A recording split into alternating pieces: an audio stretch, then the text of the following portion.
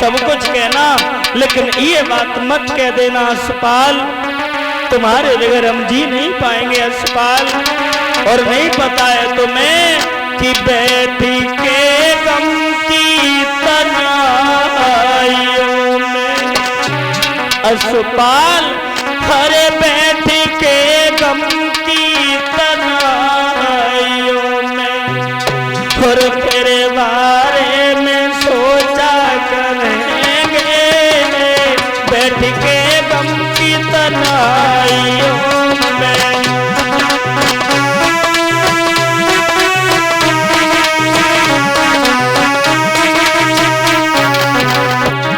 असपाल, बैठ के गम की तन्हाइयों में, तेरे बारे में सोचा करेंगे, नाम लिख के हथेली पे तेरा।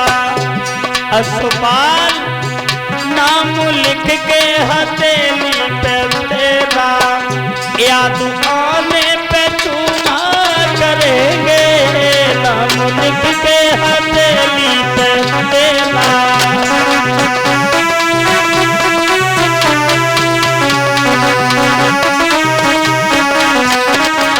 असपाल, नाम लिख के हथेली पे तेरा, याद आने पे चूमा करेंगे, लेकिन सामने रख की तस्वीर तेरी, सामने रख की तस्वीर तेरी, याद आने पे देखा करेंगे, सामने रख के।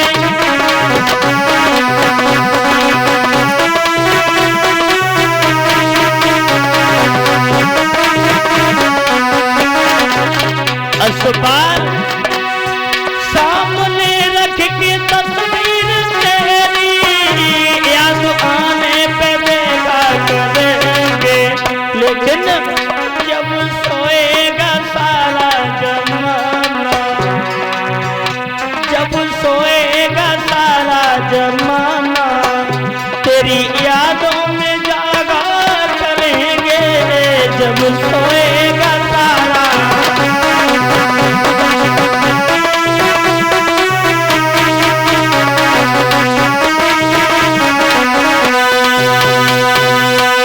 असपाल कहने लगा है, कोई बात नहीं है पिंगला।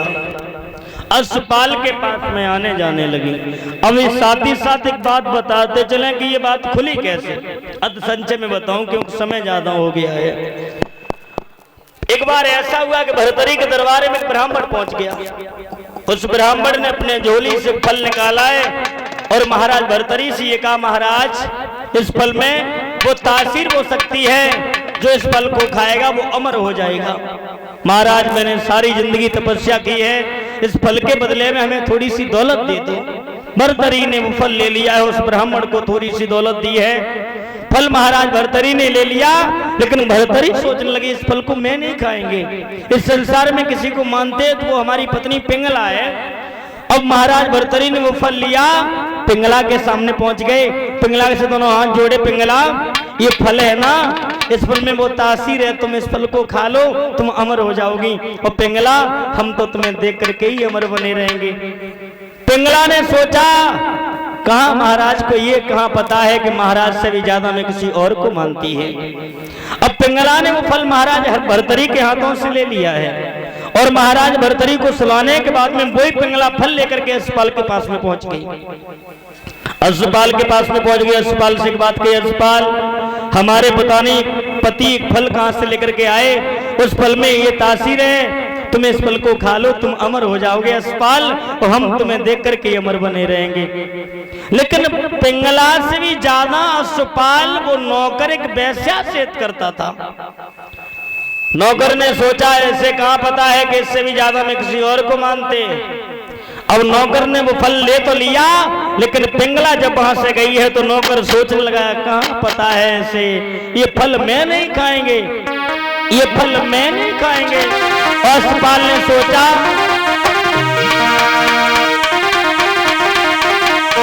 अरे वेश्या को जाई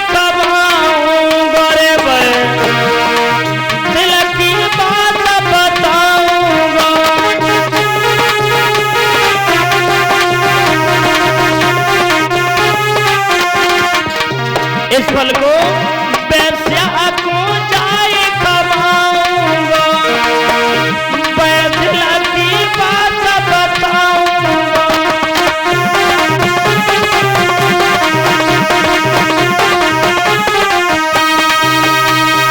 नौकर वही फल लेकर के अस्पताल पहुंच गया वैश्या के सामने। वैश्या से बात की, इस फल को खा लो तुम अमर हो जाओगी।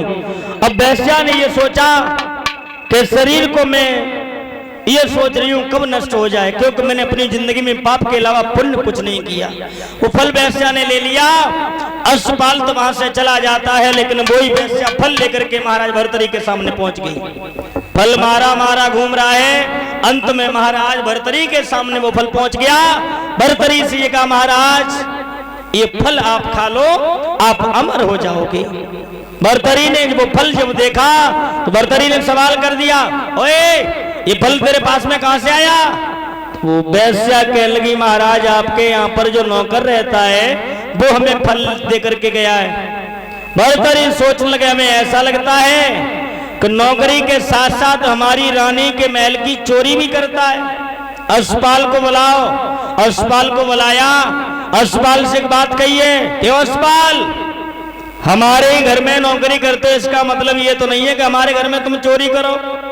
अस्पताल कहने लगा, महाराज अपनी पत्नी को बुलाओ। बोले क्यों? बोले पूरी कहानी की जड़ तो तुम्हारी पत्नी है। पिंगला को बुलाया। पिंगला से ये कहा, पिंगला साफ साफ बता क्यों नहीं रही हो, ये फल अस्पताल के पास में कैसे आया?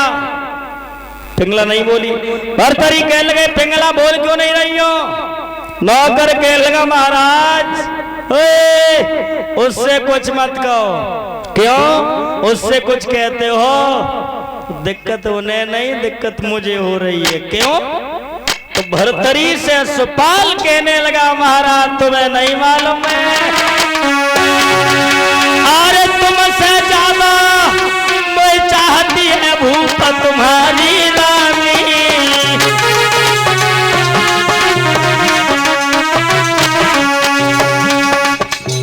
इतने शब्द जो नौकर ने सुने, भर्तरी खड़े के खड़े रह गए। भर्तरी को तुम्हारा सा आ गया, होश आया तो कहा, बाप पिंगला बा, आज तूने मेरे मुंह पर ऐसा तमाचा मारा है जो मैं समाज में जीने लायक नहीं रहा।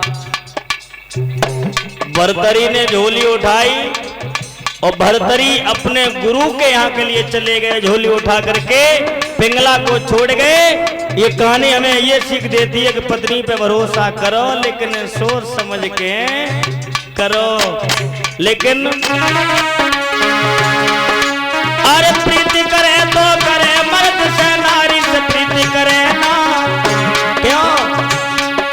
अरे नारी अपनी ना होती, बिन आई मौत मरे ना।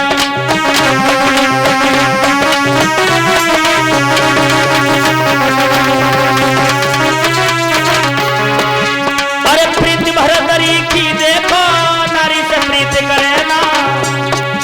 अरे नारी अपनी ना होती, बिन आई मौत मरे ना।